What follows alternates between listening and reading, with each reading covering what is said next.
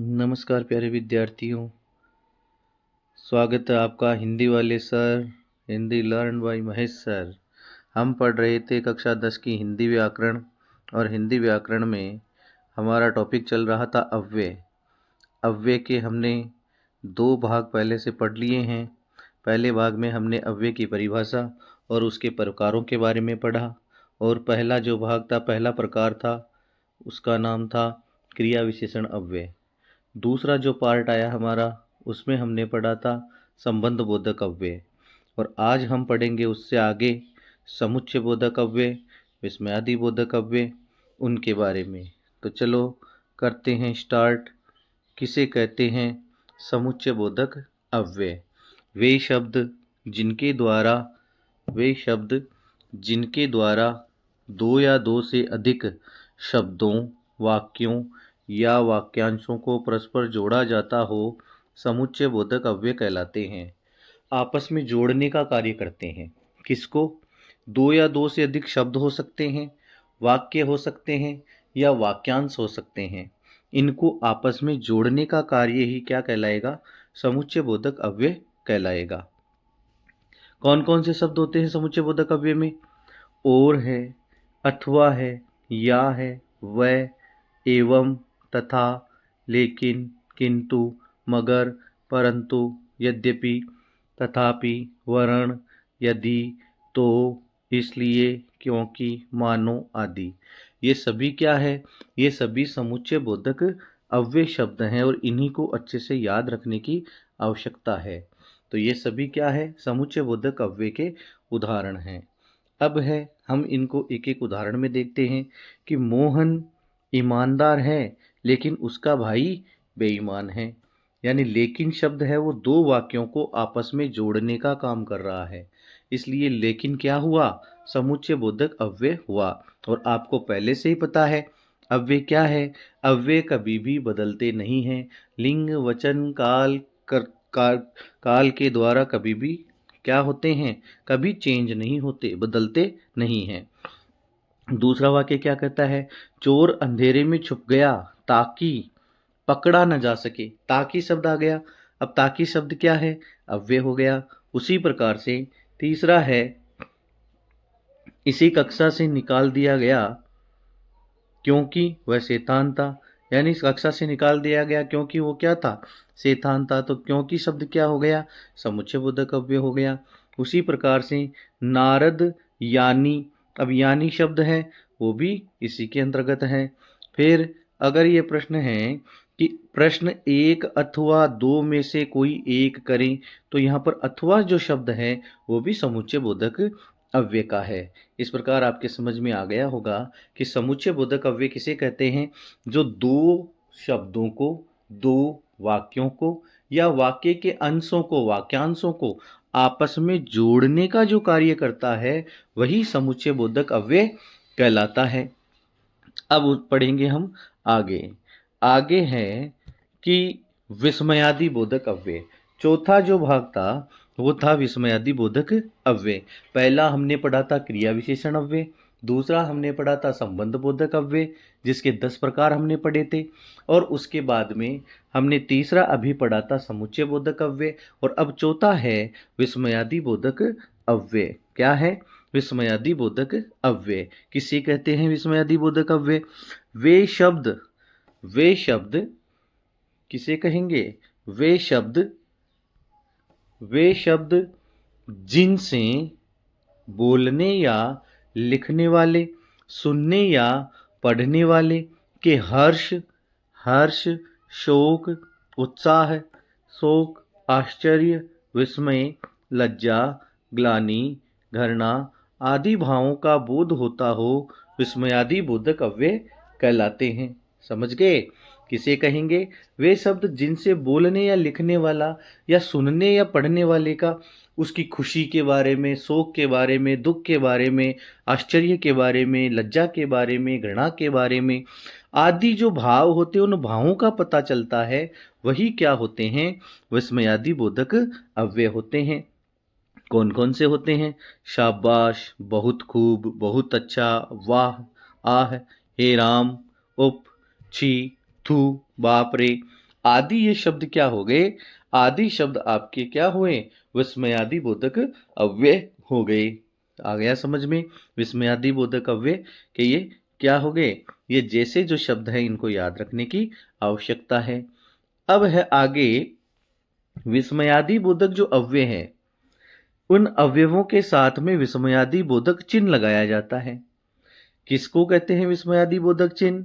विस्मयादि बोधक चिन्ह होता है ऐसा, यानी खड़ी पाई के नीचे एक डॉट लगता है, ये क्या कहलाएगा?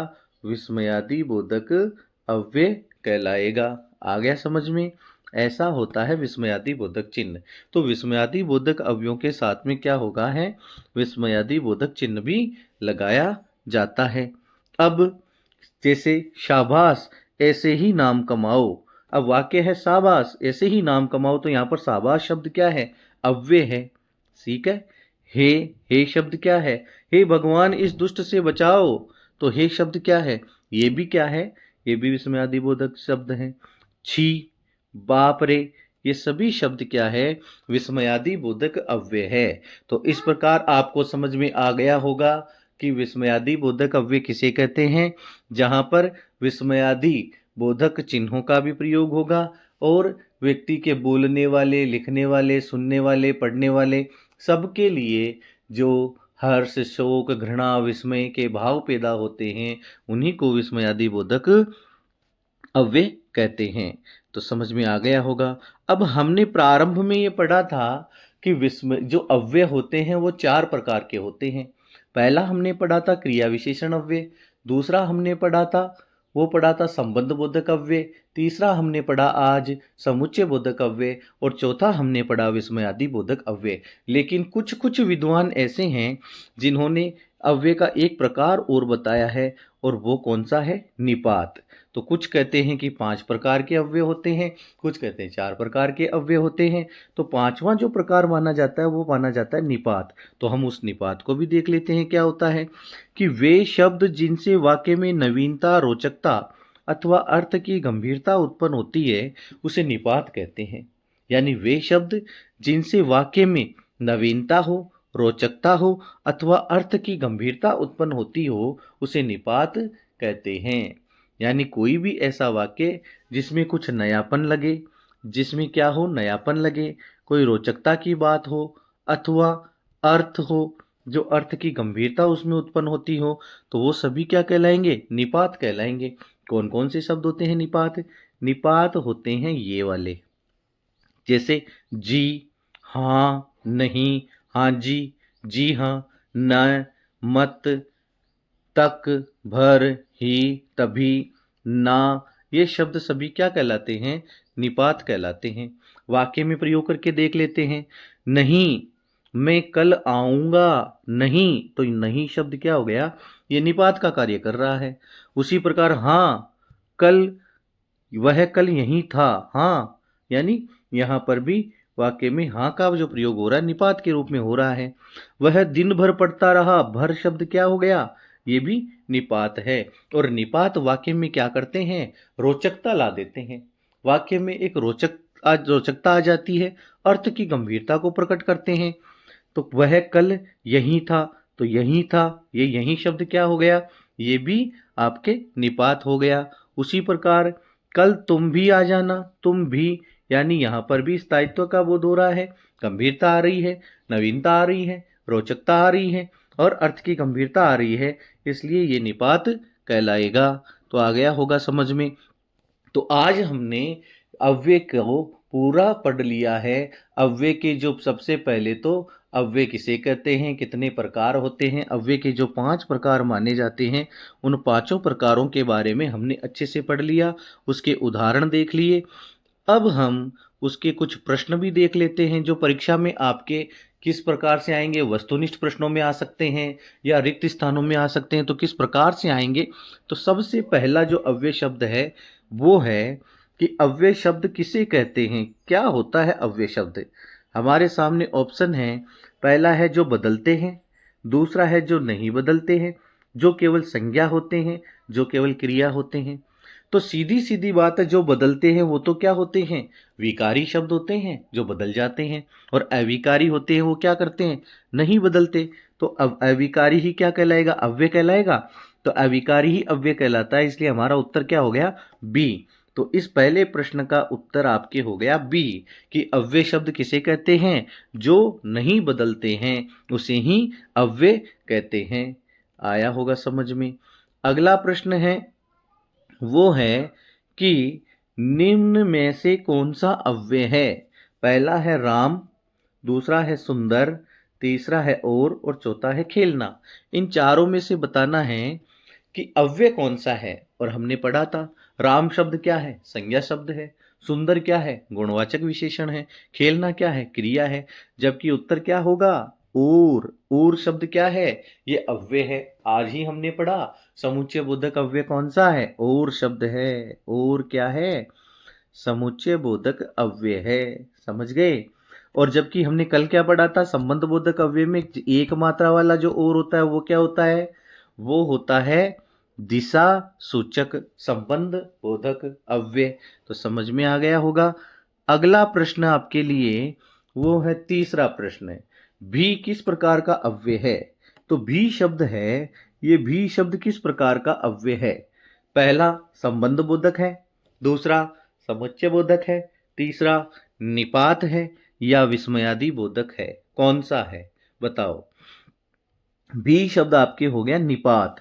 तो इसका तीसरे प्रश्न का उत्तर क्या हो जाएगा, सी, निपात। अभी हमने पढ़ा था तक भी, जहां रोचकता हो, है ना, जहां अर्थ की गंभीरता हो, वहां पर किसका प्रयोग होता है, निपात का प्रयोग होता है। तो भी क्या है, भी निपात है। आ गया समझ में। अगला प्रश्न आपके लिए चौथा प्रश्न, वो है अरे किस प्रकार का अव्यय है। अरे जो शब्द है, अरे ये किस प्रकार का अव्यय है। अरे किस प्रकार का होगा, अरे निपात है, जी नहीं है। दूसरा, अरे विस्मयादि बोधक है, बिल्कुल सही बात है। अरे शब्द क्या है, विस्मयादि बोधक चिन्ह है, और विस्मयादि बोधक अव्यय है, और अरे के साथ में क्या लगाया हुआ है, विस्मयादि बोधक चिन्ह भी लगाया हुआ है। इसलिए अरे शब्द क्या हो गया, विस्मयादि बोधक अव्यय हो गया। तो हमारा उत्तर क्या हो गया, बी। तो चौथे प्रश्न का उत्तर है बी। अब है अगला प्रश्न संख्या 5।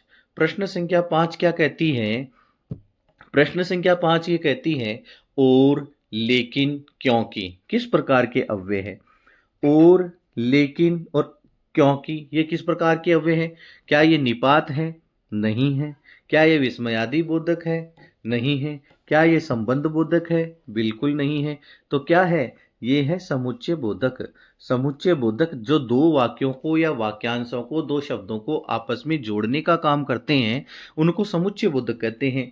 तो और, लेकिन, क्योंकि ये सभी क्या है, समुच्चय बोधक है। जैसे जैसे हमने जो कई सारे ऐसे उदाहरण भी पढ़े थे, जैसे मोहन तो आया लेकिन सोहन नहीं आया। तो दो वाक्यों को जोड़ रहा है, तो समुच्चय बोधक अव्यय कहलाएगा। तो उत्तर क्या हो गया हमारा, उत्तर हो गया बी, समुच्चय बोधक अव्यय।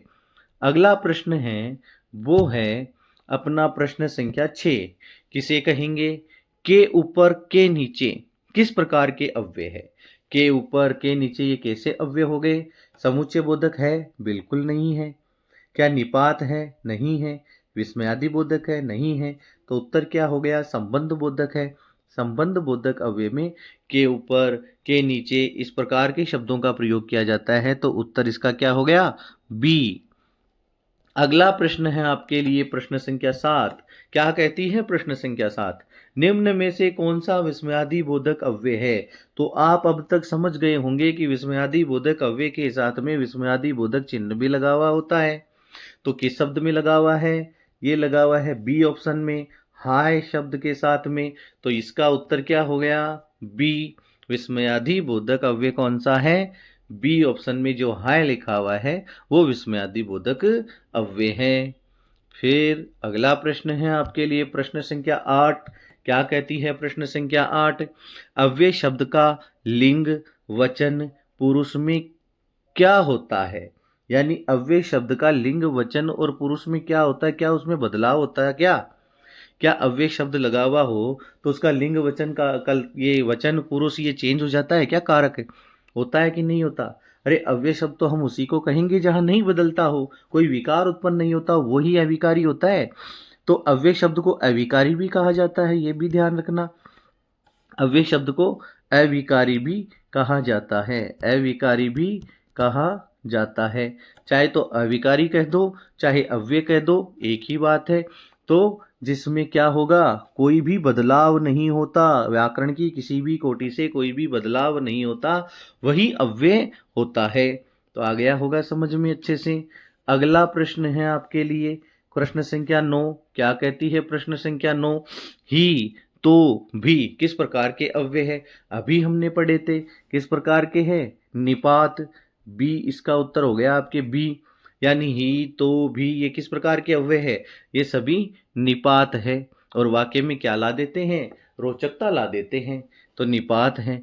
अगला प्रश्न आपके लिए प्रश्न संख्या 10। प्रश्न संख्या 10 क्या कहती है? लेकिन का प्रयोग किस लिए होता है? लेकिन का प्रयोग किस लिए होगा, ये बताना है। क्या आश्चर्य के लिए होता है लेकिन शब्द का प्रयोग?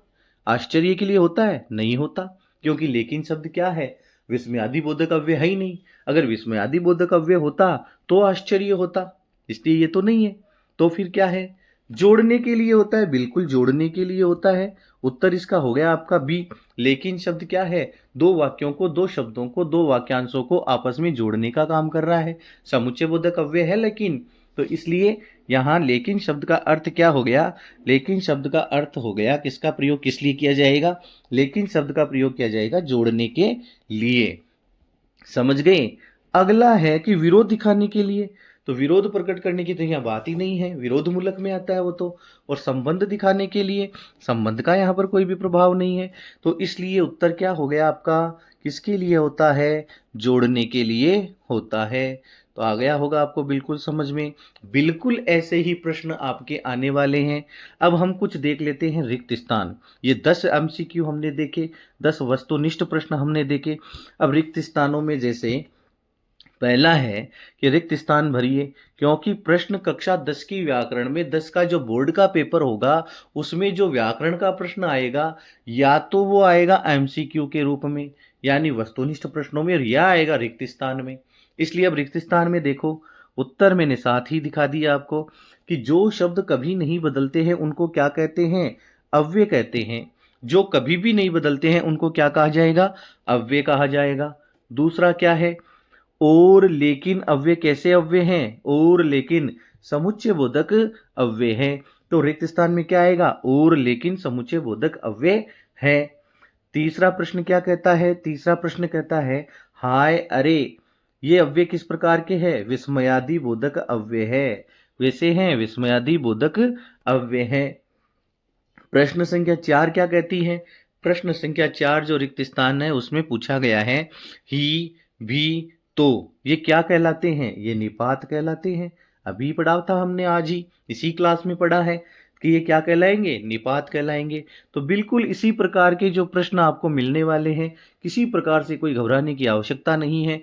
और अभी से हम धीरे धीरे पूरा कोर्स करेंगे, और परीक्षा के दिनों में अंत में हम बहुत अच्छे से पेपर सोल्व करेंगे, बोर्ड का पेपर आता कैसे है वो सब कुछ देखेंगे।